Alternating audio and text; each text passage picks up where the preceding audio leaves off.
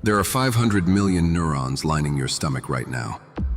That's more than in a cat's entire brain, more than in your spinal cord. Your gut is thinking, right now, while you read this, but you can't hear it. The scientific name is the enteric nervous system, the second brain, and it doesn't just digest food, it digests reality. It processes threat before your thinking brain even knows danger exists. It reads the room before you walk in. It knows the answer before you hear the question. This is not metaphor. This is neuroscience. And most men walking around today have severed the connection to it completely. You think your anxiety lives in your head. You think those racing thoughts, that chronic unease, that feeling that something is always wrong, you think it originates in your skull. It doesn't. It's a signal, a distress call from your second brain, a message you've forgotten how to decode. And the reason you can't decode it is simple. The telephone line has been cut. The wire between your two brains has been corroded by decades of modern life. And when that connection dies, you don't just lose digestion. You lose intuition. You lose instinct. You lose the ability to feel truth. You become spiritually blind. Let me show you the wire. Let me show you what's been severed. The vagus nerve, the 10th cranial nerve, the wandering nerve. It starts at the base of your skull and travels down through your neck, your chest, your diaphragm, and into your gut. It's the longest nerve in your autonomic nervous system, and it's the telephone line between your two brains. Here's what most people don't understand. Information doesn't just flow down from your head to your gut. It flows up. 80% of the signals on the vagus nerve travel upward, from gut to brain.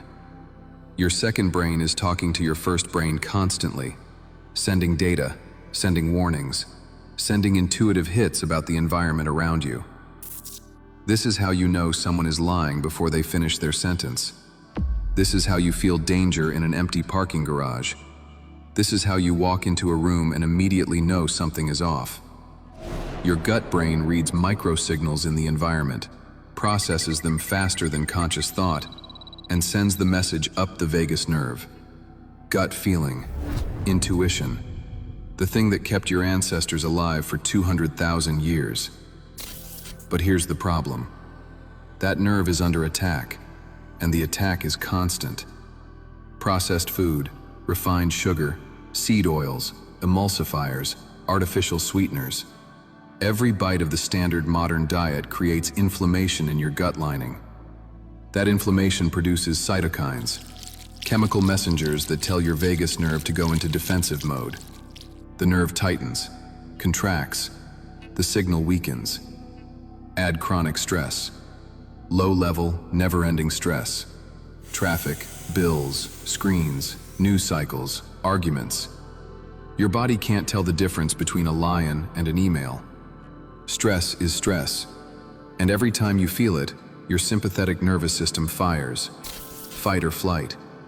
The vagus nerve shuts down. It has to.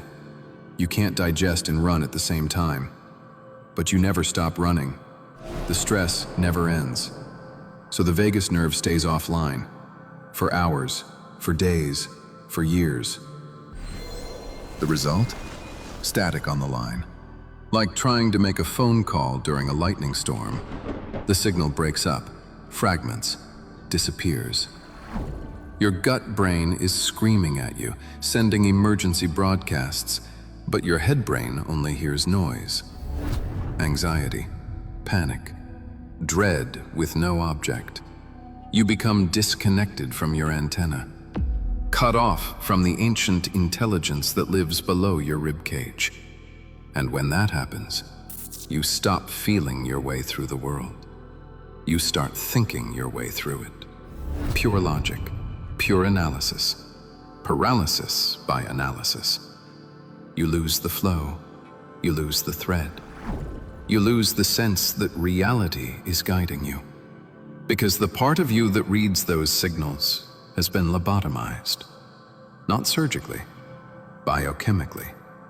One meal at a time, one stress response at a time, until the wire goes dead. And you call this normal? You call this adulthood? You call this how life is supposed to feel? It's not. The ancients knew about this brain. They didn't call it the enteric nervous system. They called it the Dantian, the Hara, the lower cauldron, the seat of power. In Taoist internal alchemy, the Dantian sits 3 fingers below your navel. It's the furnace where energy is refined, where intention becomes action, where thought becomes reality. Every Qigong practice, every Tai Chi form, every meditation technique starts there. Not in the head, in the gut.